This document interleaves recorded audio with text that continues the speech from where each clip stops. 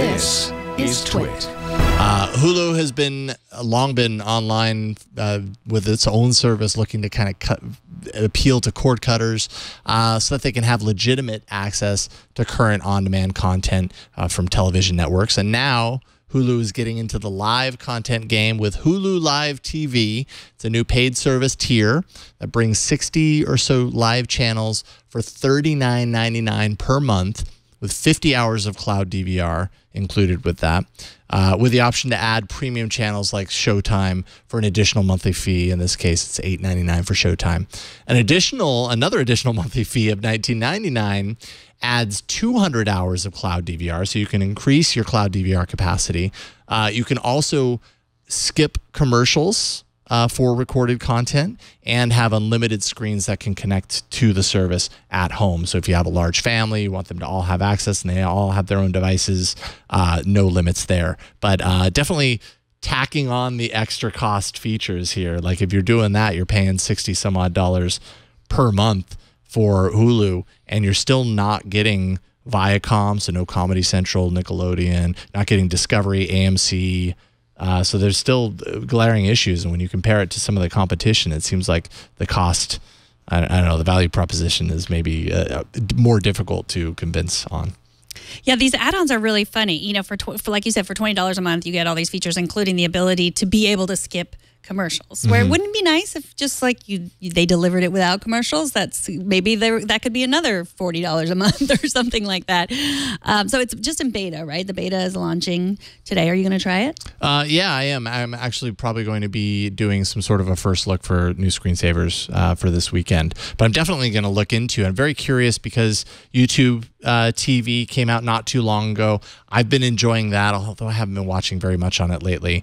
But I've been enjoying that nonetheless, and I just got to see where how the cost kind of stacks up in comparison. Because now, man, it's, you know, we're kind of now where we were a few years ago with music streaming services. Now suddenly everybody has their own live TV service, and they're all just different in certain ways, and you really have to kind of dive in there and figure out what are the features or what are the channels that are most important to you, and then the user experience is another big one, and platforms that it exists on, in order to find the solution that's best. But none of them are perfect. Right? Yeah. You know? Like I wish you could just say, "Here's what I want. I want to watch this, this, this, and this, and give me something like that."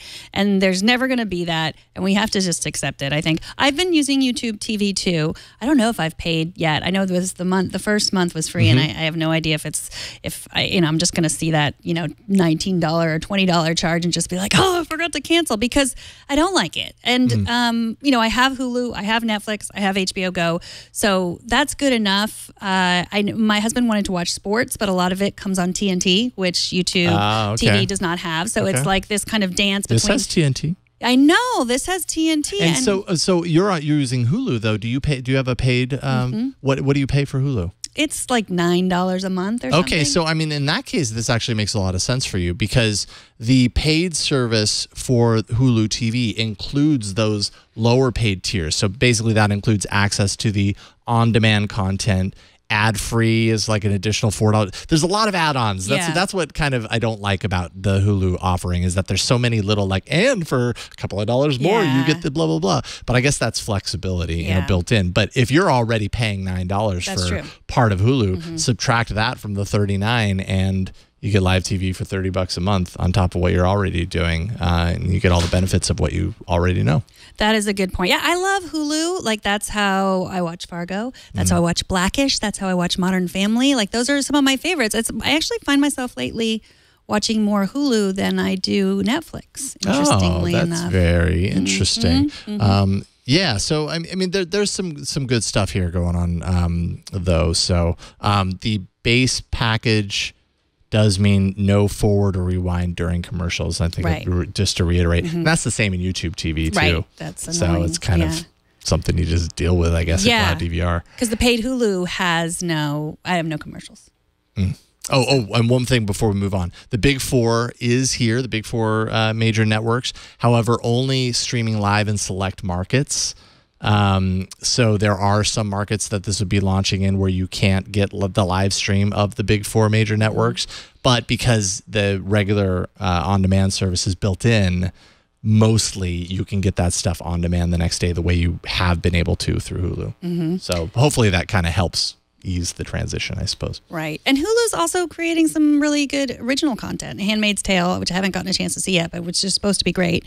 And they have some other, I think that Stephen King book was on Hulu, the one 1963 or 17, anyway, the one that was about the Kennedy, what would happen if the Kennedy assassination ended up differently. Oh, that was interesting. Great.